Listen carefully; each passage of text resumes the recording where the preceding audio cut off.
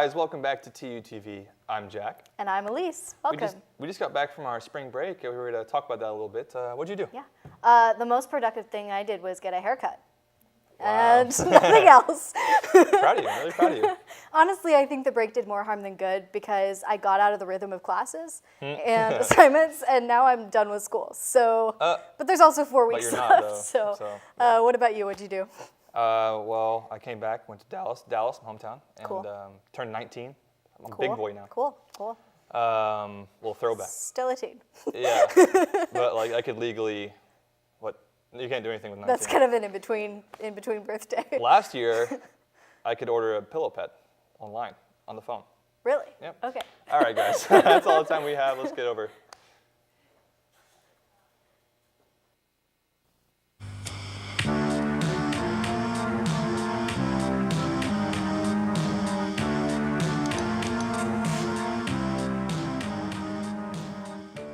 Hello and welcome back to TUTV News, the best news segment this side of the Mississippi. I'm Alex. And I'm Elise. Today we have a report on a free speech panel taken place earlier this month called The University and Free Speech. There were 6 panelists who discussed various questions and were moderated by TU President Gerard Clancy. Over 100 people attended, so let's take a look. The University of Tulsa held a panel discussion titled The University and Free Speech on March 8th earlier this month. The University of Tulsa Women and Gender Studies Department and Tulsa Public Radio hosted the event, which was held in the Chapman Hall Lecture Hall on the University of Tulsa's campus. It included 6 panelists who were Matt Hidmond, a political science professor, Holly Laird, an English professor, Tamara Piety, a professor of law, Garrett Chase, member of the TU Young Republicans, Jim Scholl, a doctoral candidate in clinical psychology, and Kyla Sloan, a master's student in speech pathology. In total, 103 people attended the panel discussion, which lasted a little over an hour and a half. Panelists answered a variety of questions on an array of topics, all centered around the theme of free speech on collegiate campuses. And the larger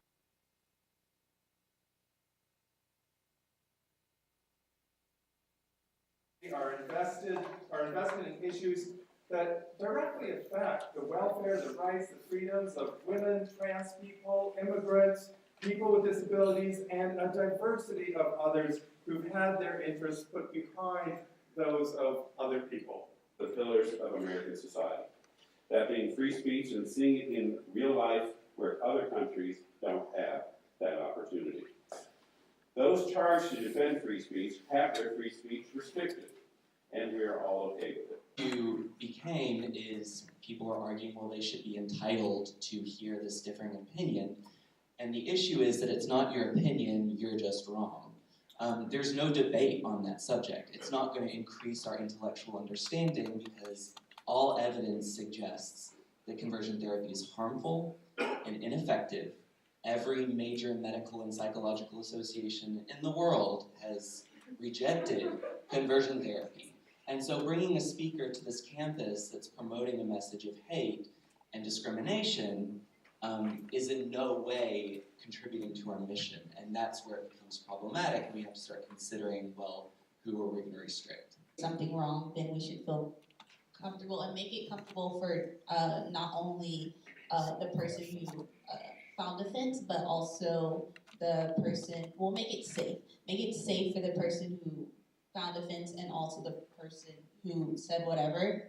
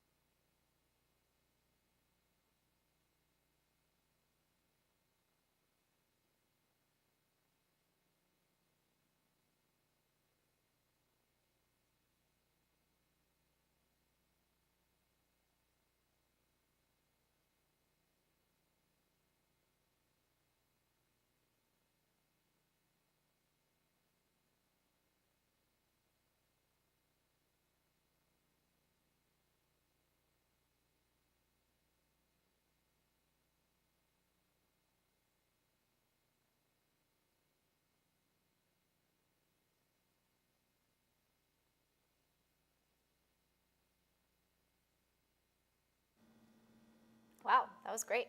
Quite a package indeed. Yeah. So you were at the event. Yes, I was. Did you think that it was a worthwhile event, something they should have again, or? You know, I thought it was an interesting event, but what I did not enjoy was the fact that every question they asked was kind of just rewording of the same thing. I wish they'd talked about a few different wider topics, but it's a very decent issue. Yeah. Free speech on college campuses. I think it was great to talk, a great topic to talk about, something that's important. But that's all the time that we have. Let's go to the next segment. Oh, yeah, you came! Look up the door! Don't turn around now, cause you're not welcome anymore! You take my wages and my pension got undermined. Do you think I'd crumble? Do you think I'd cross the picket line? Oh, no, not I! I will survive! On February 26th, teachers and students lined the sidewalks outside Queen Mary, University of London. Everyone held signs, shouted through megaphones, and passed flyers to anyone who walked by. It was the third in a 14-day university strike. Hi, I'm Alex Isaac, and welcome back to Goings On Across the Pond. This week, we'll be talking about the current UCU strike happening at over 60 universities across the United Kingdom.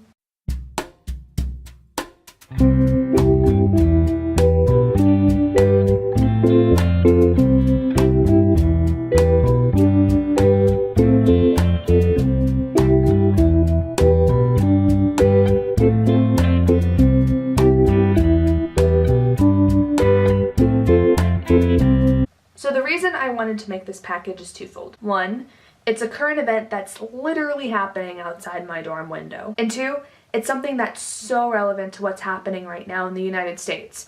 First with the West Virginia teachers strike, and now with the walkout plan for the Tulsa public school system. It seems like underfunding education is an issue worldwide, and I wanted to see why. But I'm sure all of you guys are wondering, what is the UCU and what exactly are they striking about? The UCU, or University and College Union, is an organization that lecturers, professors, and other university staff across the United Kingdom can join. The UCU is currently disputing with Universities UK about a plan to end the defined benefit element of the university's superannuation scheme pension scheme. Studies have calculated that under the UUK's new proposed plan, lecturers are projected to be up to £10,000 a year worse off in retirement. What Universities UK did was they did a liability assessment. They proposed what would happen if every single university in the United Kingdom went bankrupt. Would we have enough money to pay off all our liabilities? And what they found was they could not. They want to fix this problem by taking money away from university staff pensions and putting it towards a fund that would be reserved for any sort of liability such as this. The UCU sent out a strike ballot to its members when this action came about. Out of the 58% of members who responded, 88% expressed support for a strike action, while 93% supported action short of a strike. On January 29th, the UCU announced 14 strike dates over a 4-week period at 61 universities across the United Kingdom, including Queen Mary. Personally, I felt excited about this. I thought it was admirable that professors wanted to take action into their own hands and fight for what they believed in. However, I know a lot of abroad students who were really stressed out about this. However, when it comes to home students, there has been a strong show of support towards striking members of staff. Could be losing up to about 40% of their pay in retirement. That could mean that they could be living on less than £200 a week for some of them. So it's a massive attack on pensions, and the pay of lecturers already is quite low and poor. So this is a huge sort of attack on education, really, and people's ability to take this profession. It just disrupts and crumbles at the idea of education being a social good. Yeah. Well, I think the reason why there's potential is how big this strike is. You know, the last time we had a strike this big was the junior doctors 2 years ago in 2016. But the other thing that's different is that when I was in my first year of university, and now in my third, the UCU were also on strike, but it was over pay. And that strike didn't last very long, and I don't think the dispute was resolved in favour of the union. But the difference between that and this one is that there's lots of student support. Lots. It's just pouring out. Student staff solidarity really is it's far more stronger than before, and I think it's because students generally feel like our education has been under attack. I mean, surprisingly, a lot of people you wouldn't expect are choosing to strike, which is something to see. I think it just feels like a moment to say enough is enough. That we've spent. I mean, I've been at Queenberry for nearly 10 years now, and almost every year we've been here, our salaries have decreased. As a function of the cost of living, and we just put up with it because we know we're still better off than other sectors. So we look around and we see doctors and nurses putting up with pay cuts and so on. We think, oh well, it's fine. And at a certain moment, the current, the premise on which this, change from the defined benefits to defined contribution is based is just so ridiculous that it's impossible to kind of go, well, that's fine, we'll just put up with it. And even though the strike ballot results show an overwhelming amount of support for strike action, professors here are deeply conflicted about participating. Out of my 4 classes, 2 professors are choosing not to strike because they feel strike action harms students instead of helps them. At Queen Mary, the strike ended on March 20th. Even though UUK made an offer to the UCU last week, the UCU rejected it because, quote, the so-called deal would see mid-career members of staff lose over £100,000 of value from their pensions, end quote. There has been no following offer made, and because of this, there is talk of another 14-day strike occurring after Easter. Strikers are asking that students show solidarity by not crossing the picket line, signing the petition, and emailing the principal of the school. But I think the one thing that is clear from this is that the U.S. isn't the only country where educators feel like they're underpaid or where the education departments are underfunded. This is a worldwide thing that's happening. Education, no marketization. Education, no marketization. Education, no marketization. Thanks for tuning in for this episode of Goings On Across the Pond. My name is Alex Isaac. Have a great week.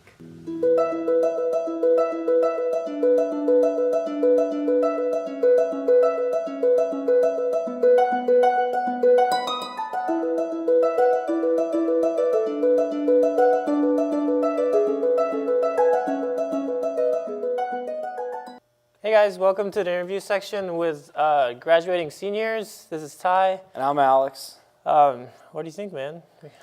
Dude, it's interesting to have it be coming to an end, honestly. I've been a part of TUTV. I took a break my junior year, but I've been in this studio since my freshman year. When's this, like 2013, 2014? Yeah, fall of 2014. Some seniors in my fraternity said, "You're gonna like this," and I just kind of never looked back. Ethan and Pat, they always dressed in matching clothes and talked about their favorite Keanu Reeves movies on set. So that's how I knew it was going to be a good time. I've been doing the sports section ever since, but it's interesting. It's interesting to see the changing cast over the years. Yeah, I haven't been a part of it as long as you have, but I think I've been deep a part of it. I've had a lot of fun since my time here. I think it's like on and off for 2 years, 1.5 years, something like that.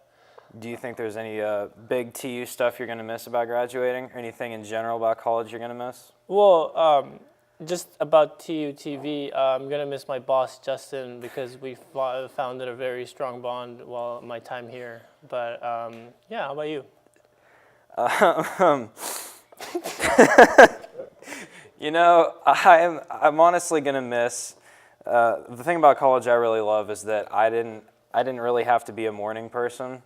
And so going out into the real world and having to wake up generally when the sun's rising or a little bit later is going to be a big change for me.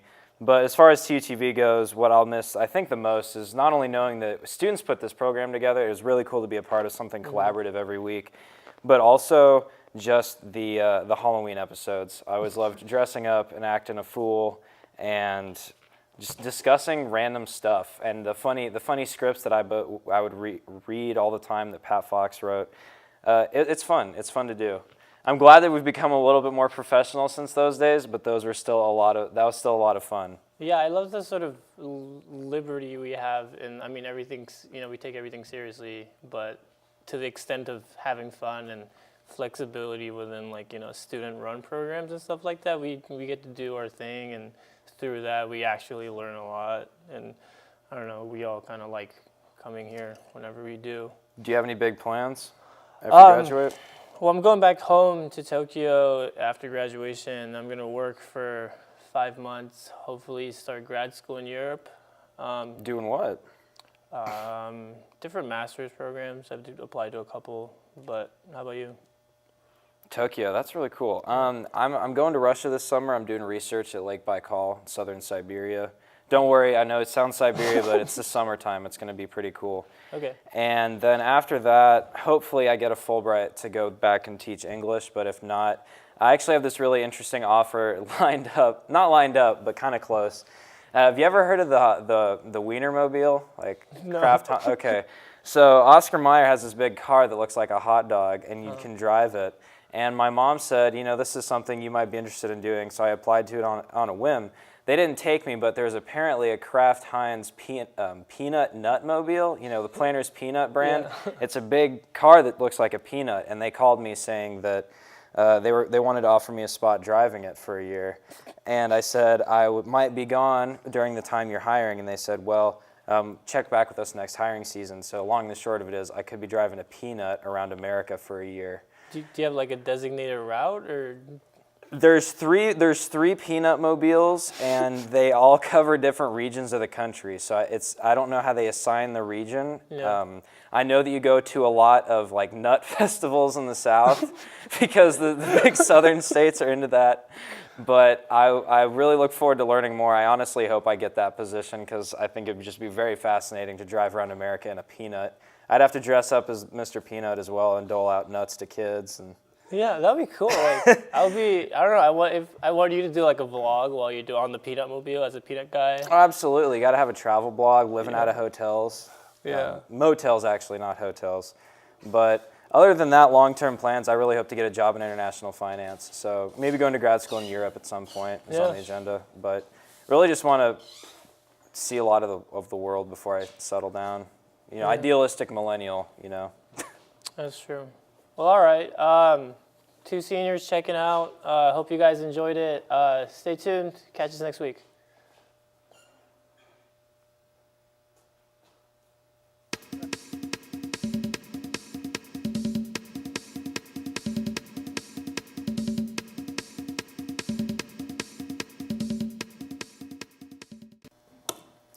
Hello and welcome back to TUTV Sports, the antithesis to fake sporting news. I'm Alex. And I'm Jack. I hope you guys traveled as much as our sports teams did, but put in a quarter of the work. Let's get going. Whew. The Tulsa women's softball team did not quite have the pause for spring break that most students did. They began the week with a tournament in Fayetteville, Arkansas, where their offense put on a show. Saturday saw 2 Tulsa victories by a total score of 15-1. After a hard-fought loss to Iowa State on Sunday, the Golden Hurricanes shut out St. Francis 4-0 to finish the weekend with a 3-1 record. The ladies then hosted 23rd-ranked Oklahoma State on Wednesday. The Cowgirls could not deal with Emily Watson, who struck out 14 batters on the way to a 2-0 Tulsa victory. The Golden Hurricane would round out the break with a trip to Orlando, Florida, where they would play a trio of matches with the University of Central Florida. UCF would prove a much tougher opponent as they defeated the Hurricane 3 times in as many days and sent Tulsa home with nothing more than a tan. The ladies will return to the Diamond this Thursday when they host East Carolina. The Golden Hurricanes men's tennis team faced a few tough matches over the break. They began this week in Indian Wells, California, where they took on BYU, Arizona State, and Baylor. The Hurricane took care of business against BYU, but did not fare well the rest of the week.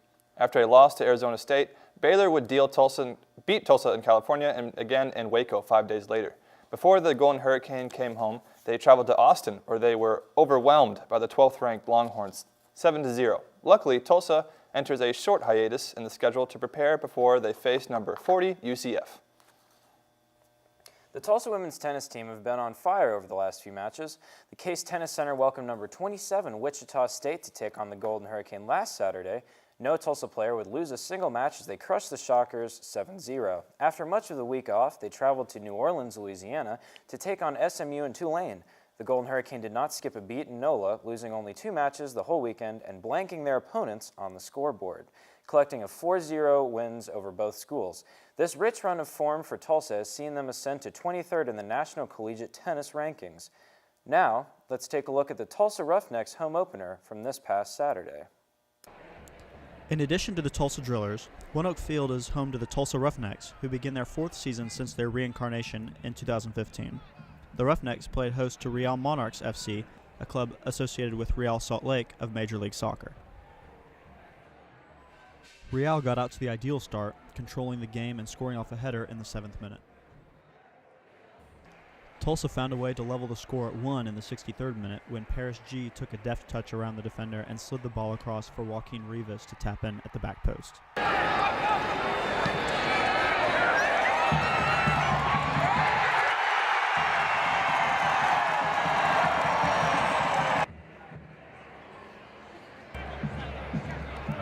Challenges were flying in left and right as 5 players were shown yellow cards, 4 for Tulsa and 1 for Real.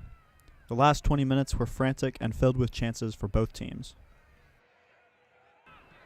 Rivas capitalized on the opposing goalkeeper's error to give Tulsa a late 2-1 advantage, notching his and Tulsa's second goal of the season.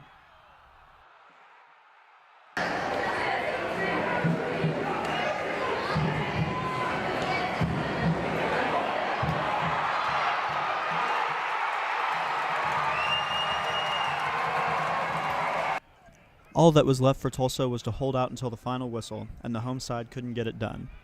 2 goals in the span of 2 minutes condemned the Roughnecks to their second defeat of the season, 3-2. The Roughnecks will continue their season this Saturday at ONEOK Field and will continue play until October.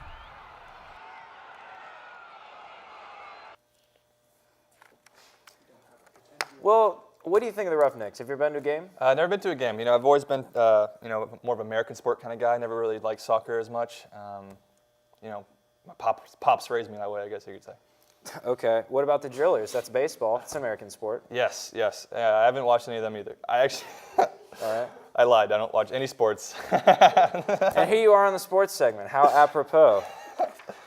Well, I do recommend a Roughnecks game. Okay. They are fun. Okay. They are fun. Did you see any sports over spring break? I watched some of the basketball for the, Elite 8, that kind of stuff. Go Loyola. That's what I'm saying. TUTV fans, bet on Loyola. Loyola Chicago. They're All right. going all the way. All right, thanks for joining us. Let's get out of here. See you next week.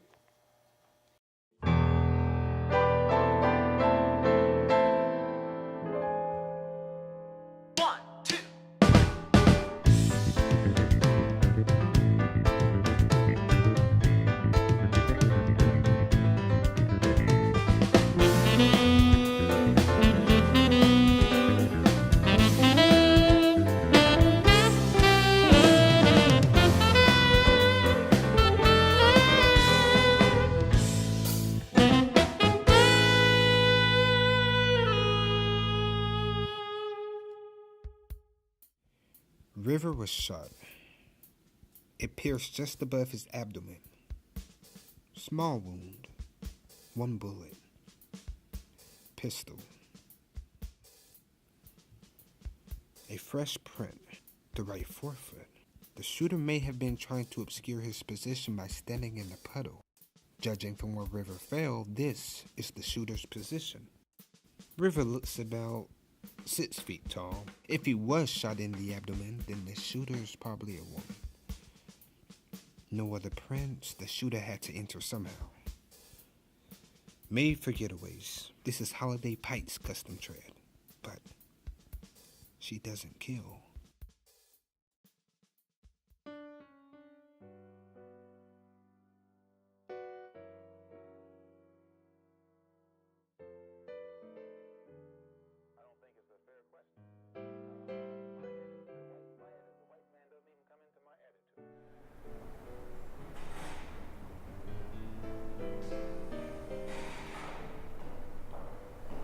Always on time.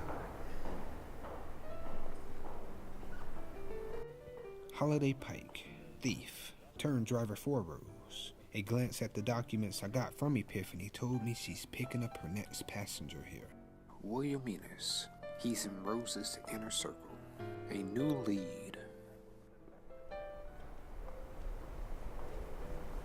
Hello, Holiday. It's been a while. Hello, Tom. I didn't take you for an art connoisseur. You know, one can't deny the talent of William Enos. Such an eye for detail. I hate it. I despise the art scene. Really? Then why stop by? Might it be a secret message hidden in all this flavored text? Enos found his inspiration at Nova Park. Is that why you're picking him up? What do you want, Tom? And where's Carmen? If you should know, he went straight. Mostly. He runs a bar a couple blocks from here. Forget him. William Enos is in Rose's inner circle. Take me to him. And I won't tell anyone you work for Walter Rose. Or I could just shoot you. And get blood over all this art. What a waste. Well, listen. Nate River had files on everyone in Rose's inner circle. But he learned too much. Rose asked me to off him and get the files. I figured I'd hold on to my own, but there weren't any files to get. And no, Tom, I didn't kill River. He was already dead. I believe you, Holiday. It's not your style. I want the file that Nate River had on me. If you get it, well, then we'll talk.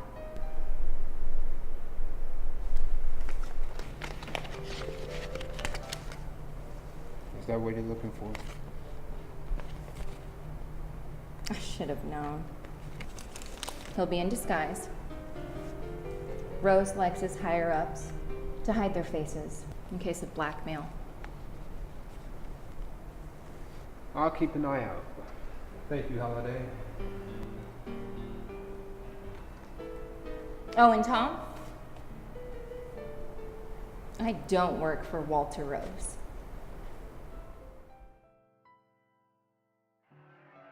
Ennis asks me to drive him to church at the end of the week. I don't think he prays. I just think he takes it all in.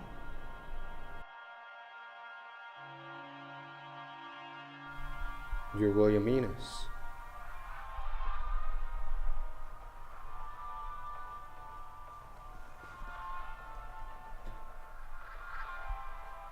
Who's asking? None of your concern. Oh, then what is my concern? You're in Rose's circle, but now you're in mine. I need to know Rose's moves, and I need to know why he's making them. So you want me to be a mole for you? Yes. Well, I'm loyal to Rose, so what's in it for me? Every dirty little secret you would like to remain hidden. Well, I typically like to know who I'm working for.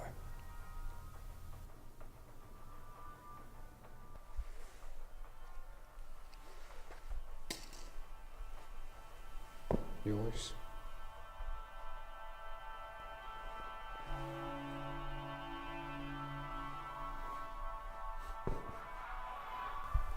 You're Walter Rose.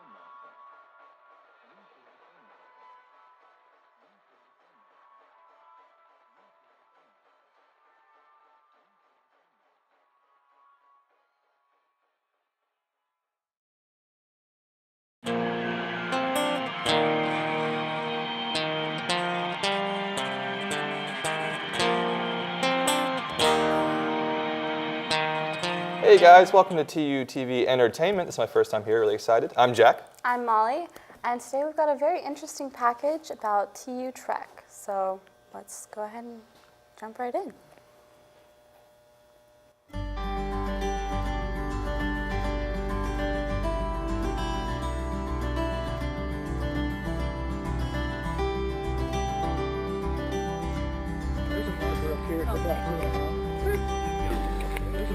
Because the bunion goes from right where we are, Icewater Gap. Because the bunion goes from right where we are, Icewater Gap, to this shelter right here. Okay, if y'all be careful. Okay, if y'all be careful.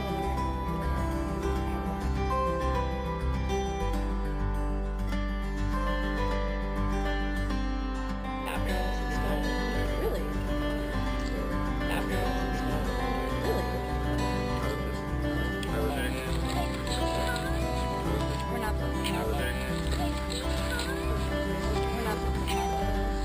Here we find ourselves a natural outhouse. And here we find ourselves a natural outhouse growing its habitat.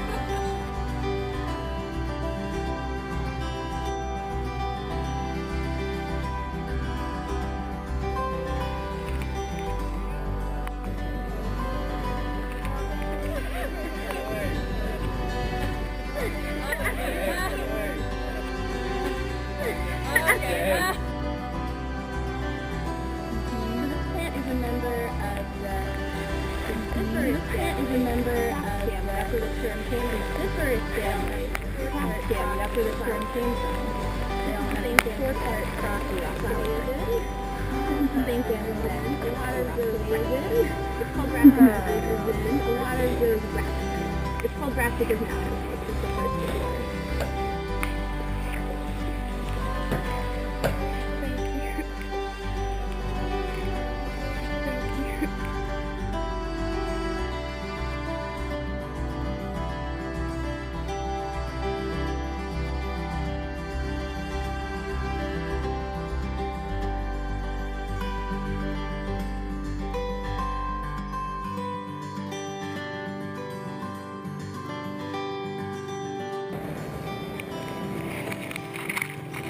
A radio program is started in Nashville called the Grand Ole Opry. A radio program is started in Nashville called the Grand Ole Opry.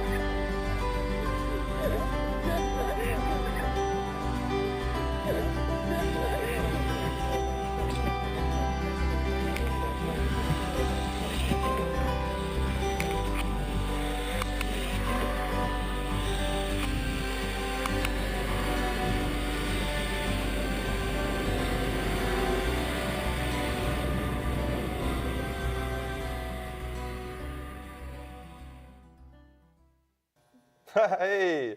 Well, I love watching people have way more fun than I ever do. Especially on spring break. That was a really Yeah. cool package. But yeah, they were way more active than I was on my spring break. A lot more wilderness. Yeah, outdoors. I was a lot. There's more like me inside.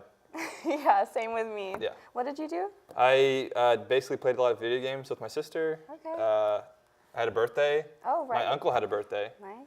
He was turning 60, so no one cared about my birthday. Oh. A lot of family came up for his birthday. Well, then it's like a dual party. Yeah. Yeah. Except no one knew it was my birthday. Oh, Whatever. sorry. You hear that, Aunt Emily? Yes, Hopefully she's they're watching this. okay. No doubt about it. Yeah, well, my spring break was basically the same, very like unproductive, but That's good. back to school now. Anyway, thanks guys for tuning in. I'm Molly Monroe. I'm Jack Zico. Thanks for watching. A little while ago, TUTV's very own Ty and Jack went to the OK Avant-Garde Poetry Show at the Living Arts Center downtown. The event was curated by TU's very own English professor, Grant Jenkins. I'm very proud and happy to host this event.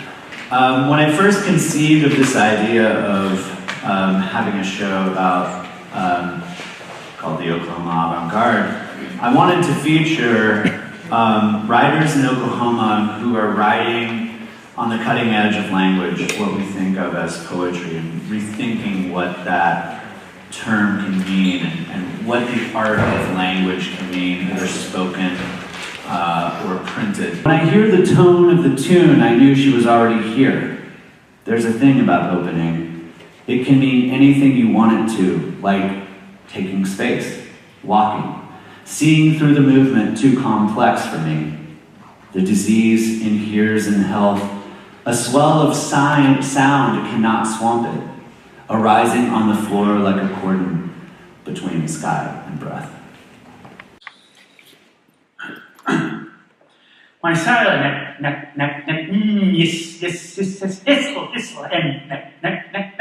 see, the sigh, sigh. Let's neck, sin, so, less, sigh, said. In his providence of the condition of mankind in all times of power and subjection, with the rest of his world of his wisdom in the variety of the creatures of his power, in ordering for the preservation of the whole of his greatness of princes. TUTV's very own Ty, aka me, also got to perform in the event. Next one's called Stars. In the bright lights I see fame, in a still moment of fire, and blonde girls running towards any ocean, rapidly shifting careless intervals of conservative love, pulverizing lust and self-inflicted prophecies, waiting for summer. In May we chopped wood and you call my name. It's foggy. The overcast is spinning, the hills stop rolling, you know my compulsions. Shelter my ego, tetra pack my ambitions, you cry and I feel empty. I wonder if I need shoes to walk this plank and checkpoints next to suppressed obsessions, luggage collection. I couldn't bring everything. You fall asleep in Tricolore, and 3 bright lights dance around you, smoking and carefully letting go. Dark thoughts cloud my path, and the lights are behind me. I have no companions and no star to guide, a pinball game between galaxies. You call me and I answer with dissonance, disturbing my God complex, eradicating empathy, hiding through sorrow. Dad won't come home. Do the fireworks blind you? Does the smoke upset you? Does the police understand your humanity? Uncertainty's snowfall in the distance. You give me a 2 out of 5. Remnants of thought circling around, sparrows, chamomile, magpies, breadsticks in an open poppy field, covered in black. Welcome home. Thank you.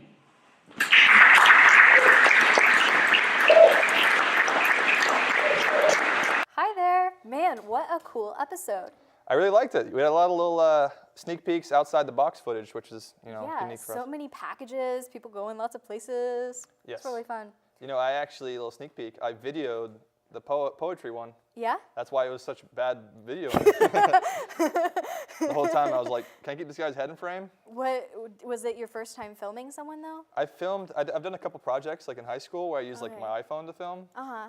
I think it was okay. I remember like one time I did the scene where like the guy was running. We did like a slow-mo shot of him running, so I'd like run along with him. Very proud of that. Very proud. Cool. That's cool. What about you? Awesome. Have you ever filmed anything? I did a package for TUTV 2 semesters ago about the bonfire, and used just lots of different footage. Some of it was mine, some of it Justin had taken, some of it I think Steven took. Was it like good? Well, if I do say so myself, yes. Did you use a tripod though? It was decent. It wasn't terrible. Did you have a tripod? No, a lot of it was actually walking around. I'm proud of you. Yeah, thanks. This year, I remember this year's Fire, they had a drone, which I think is kind of cool. Oh, cool. Future. Yeah. I just noticed, or Taylor just noticed a camera over there that Justin set up earlier. And so I don't know what he's using that for, but you might get some behind-the-scenes footage. Are we breaking the fourth wall right now? What? Are we exposing that we're on a set and this isn't actually like a room? We know we're on a set. They don't know. We don't, what? I think you inherently have to like not know you're in a show, and then you have to, then you have to break the wall. Like you have to not know that you're behind. We can't tell them. We know we're being filmed. You're breaking it. Oh my God.